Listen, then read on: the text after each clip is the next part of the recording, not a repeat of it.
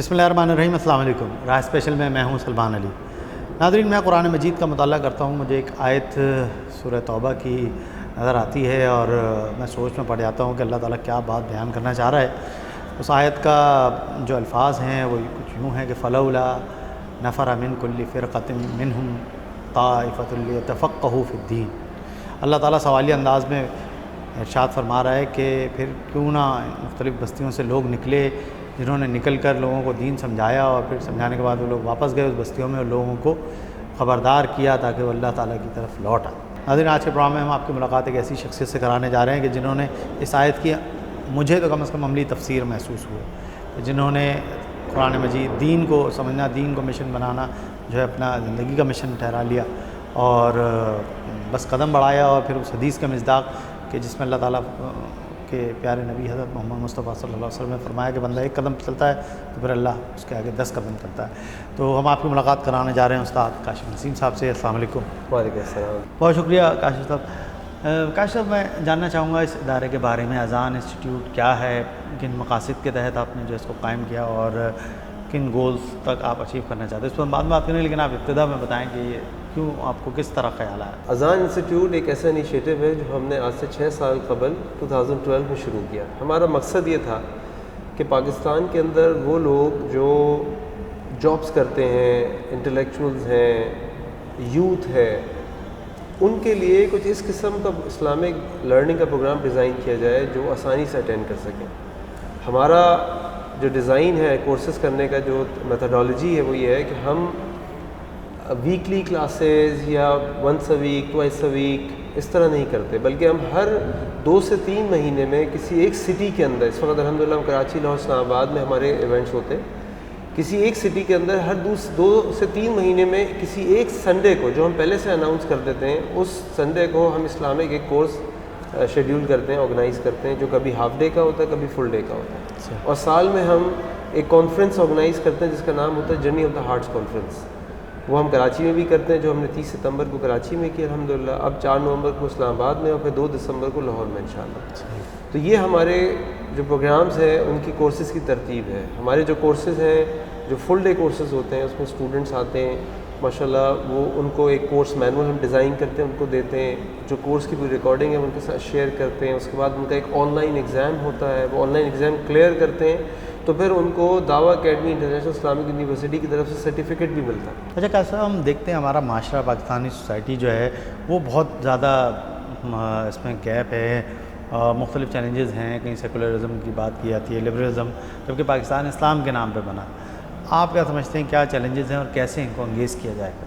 دیکھیے، میں سمجھتا ہوں یا ہماری جو وجہ ہے اس طریقے کا پروگرام آرگنائز کرنے کی، وہ یہ ہے کہ ایک تو جس طرح آپ نے مدارس کی بات کی، مدارس کے اندر فل ٹائم اسٹوڈنٹس ہوتے ہیں جن کا اسلامک اسکالرشپ ان کا کیریئر ہوتا ہے، جو زندگی کے 6 سال، 8 سال، 10 سال صبح سے شام مدارس میں پڑھتے ہیں، اسلامک سائنسز پڑھتے ہیں، احادیث کو پڑھتے ہیں، قرآن کی تفاسیر کو پڑھتے ہیں، اصول کو پڑھتے ہیں، اور پھر جا کے وہ عالم اور علماء کی فہرست یا ان کی لسٹ میں آتے ہیں.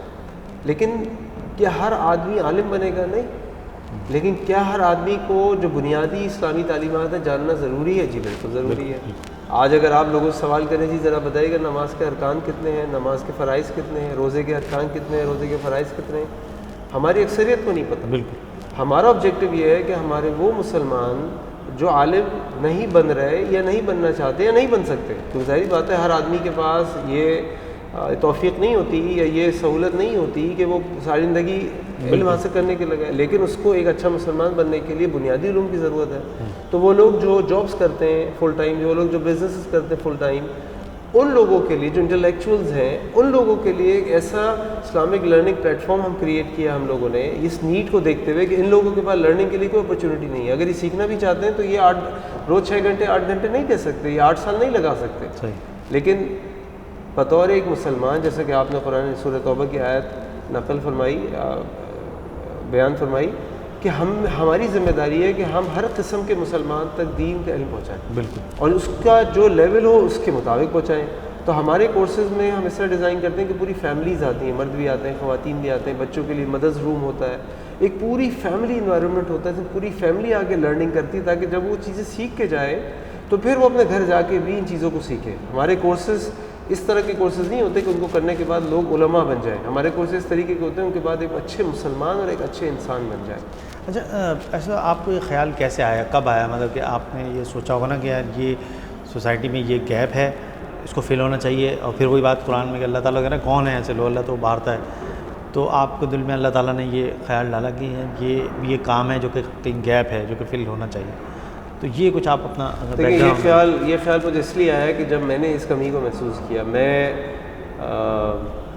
30 سال کی عمر تک ایک عام مسلمان زندگی گزارتا ہے، دنیا کی بھول بھلیوں میں کھویا ہوتا ہے، کاروبار کر رہا ہوتا ہے یا جاب کر رہا ہوتا ہے. آپ کیا کرتے تھے؟ میں نے MBA کیا بائی ایجوکیشن الحمدللہ. اس کے بعد میں اپنے فیملی بزنس سے منسلک ہو گیا، اپنی فیملی بزنس میں رہا. پھر اللہ تعالیٰ نے مجھے روشنی دکھائی، میں نے قرآن کریم کی کلاسز لینی شروع کی. اللہ تعالیٰ نے مجھے توفیق دی، میری زندگی کے اندر ایک پازیٹیو تبدیلی آئی. اب میں سوچتا تھا کہ میں کہاں دین سیکھوں، یا مجھے لگتا تھا کہ جو مدارس ہیں وہاں پہ تو میں جا نہیں سکتا 8 گھنٹے کے، یا میں 8 سال ایک بزنس مین ہے تو میں کیا کروں. تو جب میں نے اس نیڈ کو محسوس کیا تو پھر اللہ تعالیٰ سے میں نے دعا مانگی، اللہ تعالیٰ مجھے ایسا کوئی کام کرنے کی توفیق دے کہ میں دین کی دعوت میں حصہ ڈال سکوں. اللہ تعالیٰ کی مہربانی، اس کی رحمت سے، میرے والدین کی اجازت اور ان کی محبت کی وجہ سے مجھے اتنا وقت ملا کہ میں نے پھر، اس وقت میں ارادہ نہیں تھا جب میں تبدیل ہوا، لیکن پھر میں نے 8 سالہ درس نظامی کیا. ساتھ میں کاروبار بھی کرتا رہا. میں نے اپنے کاروبار کو کچھ کم کیا، کچھ وقت، آدھا وقت میں صبح مدرسے جاتا تھا. میں نے درس وفاق المدارس سے میں نے درس نظامی کیا الحمدللہ. 8 سال میں پڑھتا رہا. رات میں کچھ ٹائم جا کے پڑھتا تھا، پرائیویٹلی جا کے کچھ علماء سے. شام کو عصر کے بعد جا کے پڑھتا تھا. بس اللہ تعالیٰ کی توفیق تھی، اس کی رحمت تھی جس کی وجہ سے مجھے موقع ملا. تو جب میں نے یہ سارا کام کر لیا، میں نے 8 سال وفاق المدارس کے امتحان پاس کیا الحمدللہ. تو پھر میں نے ارادہ کیا کہ اس علم کو پھیلانا چاہیے، اور اس طریقے سے پھیلانا چاہیے کہ وہ لوگ جو اس طرح کل وقتی عالم نہیں بن سکتے، ان لوگوں کے لیے میں یہ کام کر سکوں. تو پھر اللہ تعالیٰ نے موقع دیا اور اس طریقے سے اس پورے انسٹیٹیوٹ کو ڈیزائن کیا، اس پر پلان بنایا. میرے ساتھ جب ہم شروع کیے تو میں 4 لوگ تھے. آج الحمدللہ پورے پاکستان میں ہمارے پاس 400 زیادہ والنٹیئرز ہیں.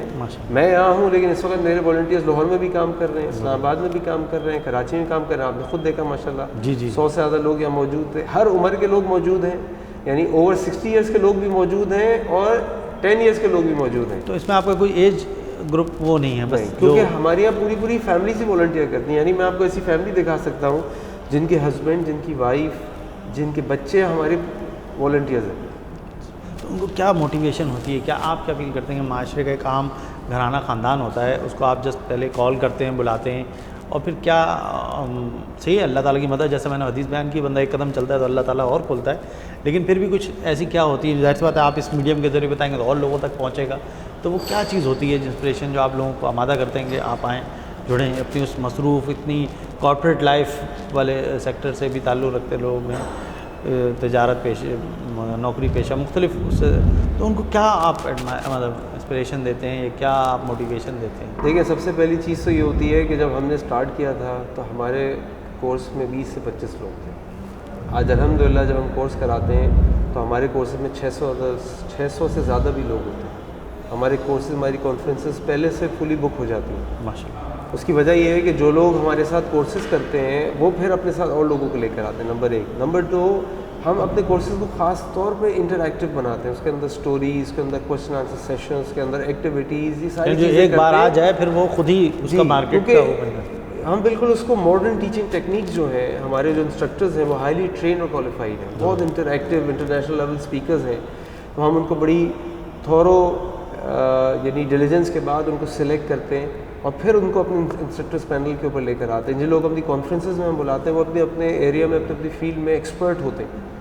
تو جب ہم اس طریقے سے اپنی چیزوں کو ڈیزائن کرتے ہیں اور اس طرح اپنے کورسز کو پڑھاتے ہیں، کنڈکٹ کرتے ہیں، تو پھر لوگ الحمدللہ اس کو پسند بھی کرتے ہیں اور دوبارہ آتے ہیں اور اپنے ساتھ اور لوگوں کو بھی لے کر آتے ہیں. اچھا، میں مزید یہ چاہوں گا کہ آپ اس وقت کیا پاکستانی سوسائٹی پہ آپ یقیناً گہری نظر رکھتے ہوں گے، اور جو کچھ بھی پاکستانی سوسائٹی کے اندر کچھ خصوصیات ہیں، کچھ ڈائنامکس ہیں کہ اسلام کے نام پہ بننے والا ہمارے ملک اللہ تعالیٰ نے دیا ہے، اسلام اس کی روٹس میں موجود ہے. لیکن اس طرح سے اسلام پر امپلیمنٹیشن یا لوگوں کو اسلام پہ عمل کرنا اور جو کرنا چاہیے کہ لبرلزم اور سوشلزم مطلب سیکولرزم لبرلزم کے جو ہوائیں فضائیں جو اسلام کے راستے میں رکاوٹ ہیں، اس پر آپ کیا کامنٹ دیں گے؟ یا یہ چیلنجز ہیں تو ان کو انگیز کرنے کے لیے یا ان کو آپ سمجھتے ہیں کہ یار یہ ان کو ہرڈلس کو ایسے ہی دور کیا جا سکتا ہے؟